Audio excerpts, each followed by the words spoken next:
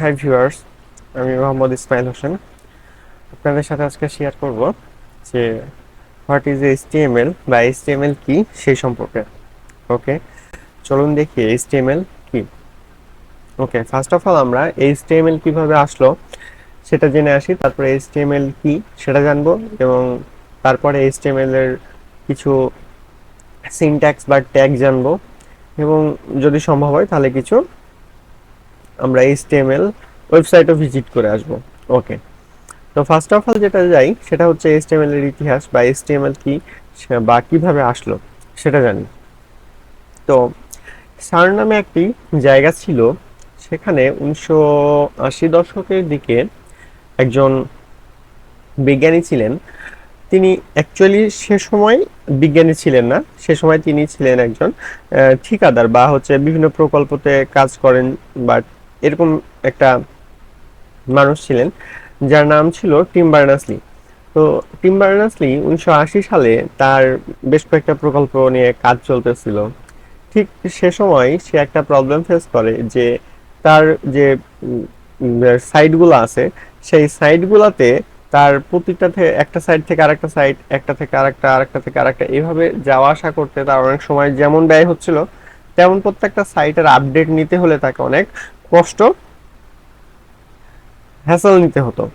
তো এই সমস্যা সমাধানের লক্ষ্যে সে একটা দাবি করে বা হচ্ছে সবার মধ্যে একটা কোলাবোরেশন করে এমন কিছু নিয়ে আসতে চেয়েছিল যাতে করে তার সকল কাজের আপডেট সে সবসময় তার কাছে সে পাবে। তো এই জন্যে সে সর্বপ্রথম সার্নের যে গবেষকদের ছিল তাদের মধ্যে একটা দস্তাবেজ শেয়ার করা, বা আমাদের এখন নর্মাল ল্যাঙ্গুয়েজে আমরা যেটা বলি সোশ্যাল মিডিয়ার মতো বা সোশ্যাল চ্যাট, যেটাকে এরকম কোন একটা সিস্টেম নিয়ে আসার চেষ্টা করছিল।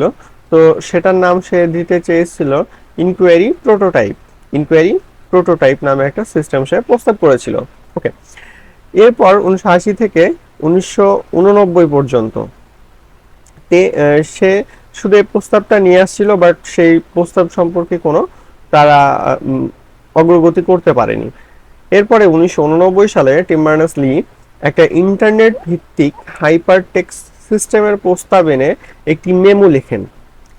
9 বছর পর তিনি একটা এরকম সিস্টেম নিয়ে আসা হবে, সেই সিস্টেমের যে খরচ বা আনুষঙ্গিক যে কাজগুলার সেই সম্পর্কে একটা বিবরণ লিখে একটা মেমো তৈরি করেন 1989 সালে। 1990 সালে বার্নার্স-লি একটি ব্রাউজার তৈরি করে ফেলেন এবং সার্ভার সফটওয়্যারের একটি ল্যাঙ্গুয়েজ উল্লেখ করেন।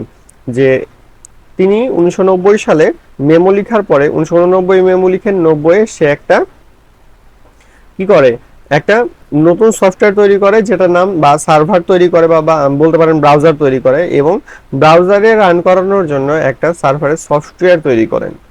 এবছরই বার্নার্স-লি তার তথ্য সিস্টেম ইঞ্জিনিয়ার রবার্ট ক্যালিয়াস যৌথভাবে, তিনি তো ছিলেনই, তার সাথে তার একজন সহকারী নিয়েছিলেন যে তার নাম ছিল রবার্ট ক্যালিয়াস, যৌথভাবে সার্নকে এই প্রকল্পের জন্য অর্থায়নে অনুরোধ করে। বাট তখন সার্ন মনে করে যে তারা যে প্রকল্পটা বানাইতে যাচ্ছে এটা একটা ফ্লপ হতে পারে, বা এটা একটা নন প্রোডাক্টিভিটি প্রোডাক্ট হইতে পারে। তার কারণে তারা সে আনুষ্ঠানিকভাবে সার্ন সেটাকে গৃহীত করেনি। আনুষ্ঠানিকভাবে কখনোই তারা বলেনি যে তারা এটাতে অর্থ দান করতেছে। ওকে, এই হচ্ছে এইচটিএমএল এর ইতিহাস। এইভাবে আস্তে আস্তে ক্রমান্বয়ে এইচটিএমএল আমাদের মধ্যে আসতে থাকে। এবার আমরা জানি এইচটিএমএল কি।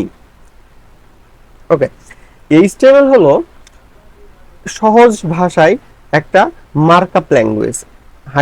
এইচটিএমএল এর পূর্ণরূপ হচ্ছে হাইপার টেক্সট মার্কআপ ল্যাঙ্গুয়েজ। এই ল্যাঙ্গুয়েজটি বিভিন্ন ওয়েবসাইটের যে বেসিক স্ট্রাকচার আছে সেটা তৈরি করার জন্য ব্যবহার হয়ে থাকে, একদম নর্মাল ভাষায়। ওকে, এইচটিএমএল একটি মার্কআপ ল্যাঙ্গুয়েজ। এইচটিএমএল এর যে মার্কআপ ট্যাগ আছে সেগুলো ব্যবহার করে ওয়েব পেজের বেসিক কাঠামো তৈরি করা হয়। প্রকৃত অর্থে এটি কোনো প্রোগ্রামিং ল্যাঙ্গুয়েজ না। প্রকৃত অর্থে এটা কিন্তু কোনো প্রোগ্রামিং ল্যাঙ্গুয়েজ না। এটি একটি মার্কআপ ল্যাঙ্গুয়েজ যা এক সারি মার্কআপ ট্যাগ সমূহ ব্যবহার করে বেসিক যে স্ট্রাকচারটা সেটা ক্রমান্বয়ে তৈরি করতে থাকে। ইন্টারনেট বা ওয়েব পেজ তৈরিতে এইচটিএমএল একটি সবচেয়ে বেশি ব্যবহৃত হয়। আপনি যদি ওয়েবসাইটের কথা বলে থাকেন যে আসলে কোথায় কোথায় অ্যাকচুয়ালি এইচটিএমএল ব্যবহার করা হয়, তাহলে বলা হবে যে ওয়ার্ল্ডের 90 বা 95% যে ওয়েবসাইটগুলো আছে সেগুলোতে এইচটিএমএল ব্যবহার করা হয়ে থাকে। ওকে, এইচটিএমএল যে তৈরি করা হয়ে থাকে, এই এইচটিএমএল যে ফাইল তার একটা নির্দিষ্ট এক্সটেনশনও তারা নিয়ে আসছিল।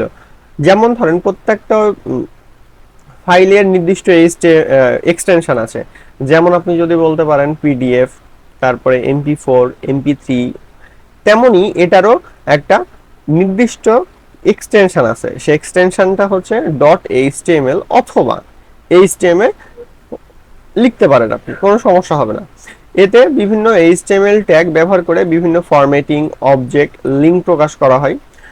HTML লাস্ট ভার্সন যেটা হচ্ছে সেটা হচ্ছে HTML5, যেটা কাজ করার জন্য বা একটা ওয়েবসাইট বিল্ড আপ করার জন্য সবচেয়ে আদর্শ একটা স্ট্যান্ডার্ড ধরা হয়। এখানে নতুনভাবে যোগ করা হয়েছে অডিও, ভিডিও এবং আরো নতুন কিছু ফিচার্স এখানে নিয়ে আসা হয়েছে।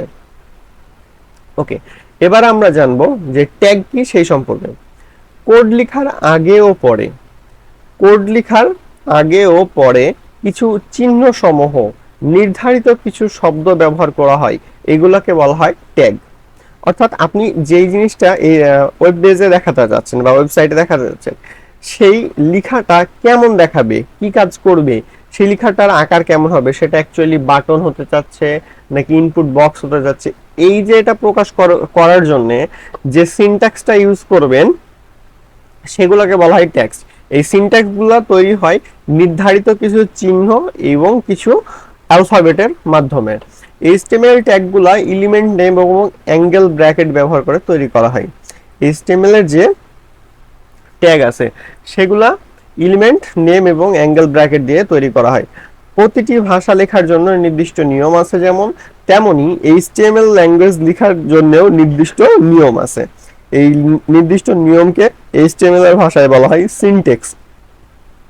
HTML ট্যাগ লেখার জন্য নির্দিষ্ট সিনট্যাক্স আছে, এগুলা যদি না ফলো করা হয় তাহলে ব্রাউজার ঠিকমতো ডিটেক্ট করতে পারবে না এবং সঠিকভাবে আমাদেরকে একটা ওয়েব পেজ তারা আমাদেরকে দেখাইতে পারবে না। এই হচ্ছে আমাদের HTML এর ইতিহাস এবং HTML ট্যাগ সমূহ।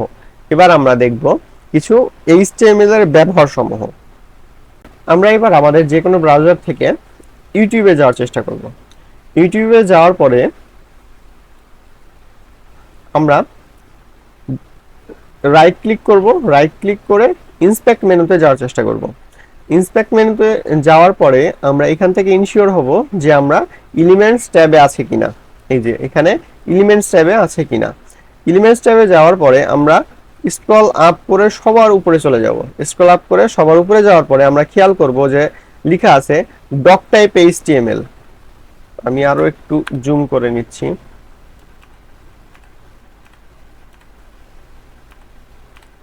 এই যে ডক টাইপ HTML এবং তারপরে লেখা আছে HTML।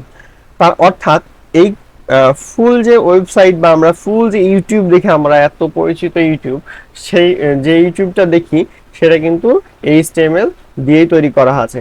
এই ডক টাইপটা কি? ডক টাইপ একটা HTML এর ভার্সনিং সিস্টেম, যেটা আমরা পরে আলোচনা করতে পারবো। কিন্তু দেখেন এই যে HTML ট্যাগ, এই HTML ট্যাগটা ব্যবহার করে এখানে ফুল ওয়েবসাইটটা বিল্ড আপ করা আছে। এই HTML ট্যাগের মধ্যে যাবতীয় যত কিছু আছে এই ওয়েবসাইটের সবকিছু এখানে সীমাবদ্ধ আছে। এরপরে দেখেন হেড ট্যাগ আছে, বডি ট্যাগ আছে, এমন অনেক ট্যাগ আছে, যেমন ডিভ ট্যাগ আছে। এরকম অসংখ্য ট্যাগের মধ্যে এই ওয়েবসাইটটা তৈরি করা হয়েছে। ওকে, এই তো হচ্ছে আমাদের HTML, যেটা এখন আমরা ব্যবহার করে এত ওয়েবসাইট তৈরি করা হয়। এবং আপনি বলতে পারেন পৃথিবীর 95% ওয়েবসাইট HTML ল্যাঙ্গুয়েজ ব্যবহার করেই করা হয়ে থাকে। ঠিক আছে, কারণ এটা ব্রাউজার খুব দ্রুত ডিটেক্ট করতে পারে এবং ব্রাউজার এটাকে ফ্রেন্ডলি একটা বা ইকো ফ্রেন্ডলি একটা বা স্কেলেবল বলতে পারেন ফ্লেক্সিবল একটা ল্যাঙ্গুয়েজ হিসেবে ডিটেক্ট করে। এই কারণে ব্রাউজার খুব দ্রুত এটা ডিটেক্ট করতে পারে এবং কোনো প্রবলেম ফেস করতে হয় না। ওকে, আশা করি সবাই বুঝতে পারছেন HTML কি। আগামীতে আমরা আমাদের কোড এনভায়রনমেন্ট সেটআপ করব এবং তারপর থেকে আমরা HTML এর যে ট্যাগ সমূহ আছে সেগুলো আস্তে আস্তে কভার করার চেষ্টা করব। সবাই ভালো থাকবেন, ধন্যবাদ।